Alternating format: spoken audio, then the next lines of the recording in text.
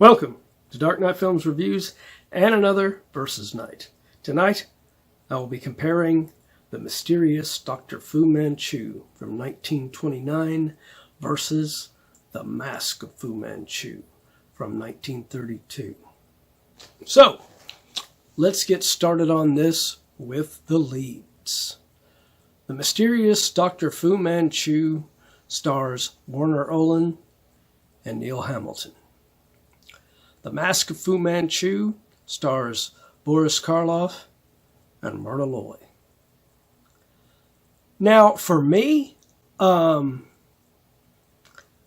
thought Warner Oland did an okay job as Fu Manchu. There's a moment at the beginning that I will talk about later when I get to story that I didn't like. I object to that one.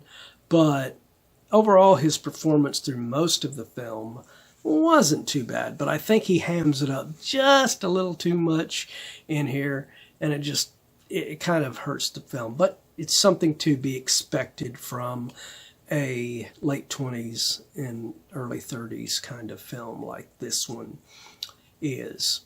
And kind of the same thing can be said about Boris Karloff's performance as Fu Manchu in The Mask of Fu Manchu as well. He does a little bit better of just remaining just evil throughout it and just really just being a sinister character throughout it. But there's moments where it does feel like he's hamming it up a little bit in there. Neil Hamilton is playing, for whatever reason, Dr. Petrie. And he's okay. It's just weird seeing the Dr. Petrie character being portrayed as this young, tough kind of a character that is the main antagonist against Fu Manchu, because in the books he is a secondary character in there. So yeah.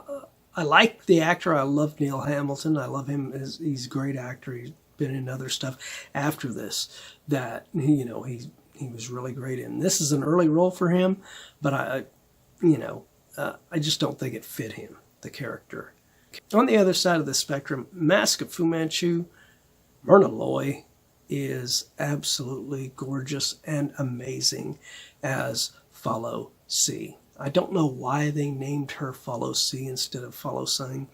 They changed the name, but it's still closer to the name than what the later Christopher Lee films did in changing her name to Lin Tang. But she is just absolutely gorgeous in this role. I mean, I love her as this dark, sinister, manipulative character. And I've always thought Myrna Loy is super hot. And having her play an Asian makes her equally as hot. But I'm going to give the edge on this one to The Mask of Fu Manchu for this one.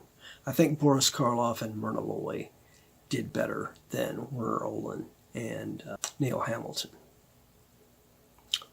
All right, so let's move on to supporting.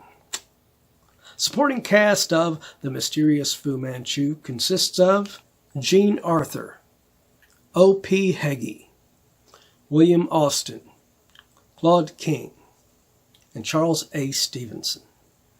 The supporting cast in The Mask of Fu Manchu consists of Louis Stone, Karen Morley, Charles Starrett, Jean Hersholt, and Lawrence Grant. Now, it is weird that you have O.P. Heggie in here playing Nayland Smith, and he is not the lead character in this. He is not the main character against Fu Manchu. Like I said, Neil Hamilton is the lead character in here. And it is just kind of odd that they went that route and made Nayland Smith a secondary character instead of making him the main antagonist to Fu Manchu in here. Jean Arthur is really good in her role. She plays a woman who, as a young child, she was taken and brought to Fu Manchu, and he started to raise her. And now he is using her for his evil deeds and everything. And she is playing so good whenever she's herself, and then completely zombified by Warner Olin whenever he uses his hypnotic powers on her. She does a really good job in those sequences, so I kind of really liked her in her role in this. She's completely doesn't even realize what is going on because, like I said, she was taken as a child and has been, brainwashed all this time to where at the moment's notice, he can do certain things to her to make her revert back to the trance state and make her do whatever he wants. So that was very interesting. One character I did not like in The Mysterious Fu Manchu was William Austin. Through the rest of this film, a lot of this is taken fairly seriously. And then you have William Austin's butler character, and he played Alfred, actually, in the Batman serial. And he did really good in that, I thought. I thought he was fine in that. But in this, he is playing the scared comic relief character throughout it that they had in a lot of the 30s, 20s, 30s films. And it just doesn't work in this film. This film should have been serious all the way through, and he just seems off with this character, with all these comical things that he's doing throughout it. Really clashes with the rest of the film. Now, on the Mask of Fu Manchu's supporting cast, Louis Stone is playing Nayland Smith, and it's just weird that they got this guy that looks like he should be playing Dr. Petrie to play Nayland Smith. It's so odd, the casting decisions in both these films. I mean, one casts a young actor who looks like he should be playing Nayland Smith to play Dr. Petrie, and then this one gets an older looking actor to play Nayland Smith, and it's just really weird. Karen Morley is good as the main female in this film. The only thing that was disappointing to me was near the end of the film, you get these moments where she's standing there kind of like what Jean Arthur was doing in The Mysterious Dr. Fu Manchu. And she's talking like she's in a trance, that he's hypnotized her or whatever. And for whatever reason, it turns out she's just standing there doing that for whatever reason, for no reason, and he hasn't hypnotized her. So it's like, why was she doing that? That was weird and awkward, He does sort of hypnotize Charles Starrett in the film, and places him and uses him against Nayland Smith to get what he wants. And it's more of a drug. He drugs him to get him to submit to his will. And I just thought it was hammy, the way that they implemented that, and the way that he was broken from the trance by Karen Morley's character. It was just not that good. So as far as the supporting,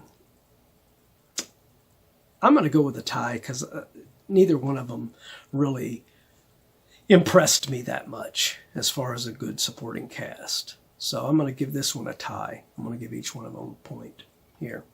All right, so let's move on to story. The story for the mysterious Dr. Fu Manchu is Dr. Fu Manchu is a Chinese ally of the British who are fighting in the Boxer Rebellion. But when the British fire upon Boxer rebels hiding in Fu Manchu's house, killing his wife and child, he vows revenge.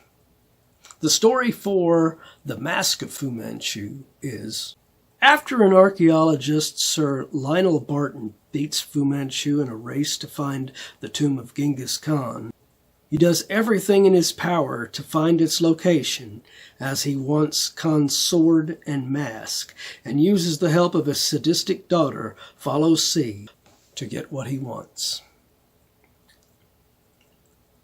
Now,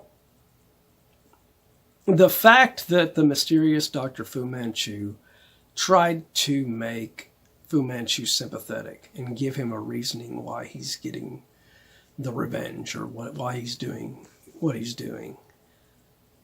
I did not like that. I mentioned that earlier, that there was an issue that I had with Werner Oland's character. It wasn't as much as acting as much as it was what they did with his character and trying to give him a motivation on why he's doing what he's doing so that he's more sympathetic to the audience. Fu Manchu is not supposed to be sympathetic to the audience. Nayland Smith and Dr. Petrie are. They are the ones you should be focusing on. Fu Manchu should be just portrayed as outwardly evil and just totally unrepented, So the way that the Mask of Fu Manchu did it with, even though his reasoning for what he's doing is kind of weird and goofy, him going after this mask and sword of Genghis Khan because he thinks that's going to give him the power to get all the Asian legions to join him. I didn't like that, but I like how he was actually portrayed as this sadistic, evil character from start to finish. He was never given any reasoning why he is the way he is. However, I do think that the Mask of Fu Manchu does go a little bit too far as the Asian stereotypes in this film. And at some points, they even show these Asian characters having African-American servants under them, which is even worse than what, nothing like that is in the mysterious Dr. Fu Manchu. And I don't even think that was in any of the other Fu Manchu films. So this one really does rain really heavily on racial stereotypes. And it kind of really does hurt the film overall through its writing on this one. So I'm going to give this one to, even though I don't like how they made him sympathetic at the beginning, I think overall the later parts of it was better than what the racial stereotype stuff was in The Mask of Fu Manchu. So I'm going to go with The Mysterious Fu Manchu on this one and give it the point on this one. All right, so let's move on to direction and see if we can get a clear-cut winner. The Mysterious Fu Manchu is directed by Roland V. Lee. The Mask of Fu Manchu is directed by Charles Braben. Now, both of these, the direction really suffers for the time period that this was, which was, late 20s, early 30s. And cinematic styles of direction were not like they are now, where, you get some really good cinematography, really good photography, everything like that. These films are pretty much substandard photography, substandard direction. You just, most of it is set tripod, shoot a shot, done, finish. move to another location, shoot, you know. So it is hard to pick one that's better on this. But I think Roland V. Lee's direction in The Mysterious Dr. Fu Manchu, it is kind of odd, you know, like I said, with him, the way he tried to portray Warner Roland's character sympathetic early. And it's weird that he has this surrogate daughter character in this, when in the actual novels, Fu Manchu has a daughter, a real daughter, which Mask of Fu Manchu, you know, Charles Braben directs it and actually has that daughter in there. And like I said before, Myrtle Loy is probably the biggest saving grace of the Mask of Fu Manchu. She is just awesome in there.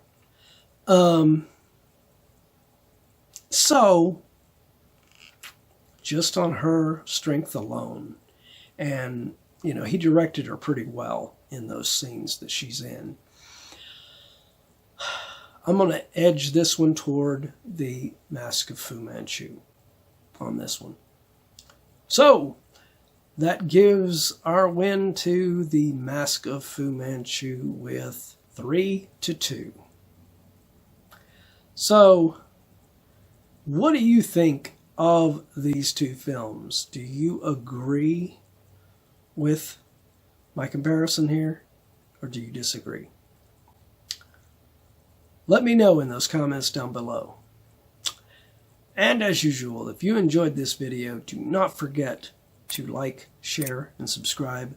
And don't forget to click that bell icon so you can be notified about future videos just like this one. And while you're by the subscribe button, click that join button and become a Dark Knight fan. As a Dark Knight Fan Plus member, you can vote on a poll right now in which you can get me to review a movie, TV show, or ranking video. Whatever one you want, put it on there. And whenever I do it, it will go up on the Plus area before it goes live on the channel for all Plus members to see. And that might be a while, because, you know, these videos might go up on there and be on there for a while before they actually come to the channel, because I have to have a spot on the schedule for them. So if you want to get interactive, now's your chance. Well, that's the end of another Versus Night. If you missed last week's Versus Night, check out the link up in here. Or if you've missed any of the other Versus Nights, check out our playlist and see anything that you have missed.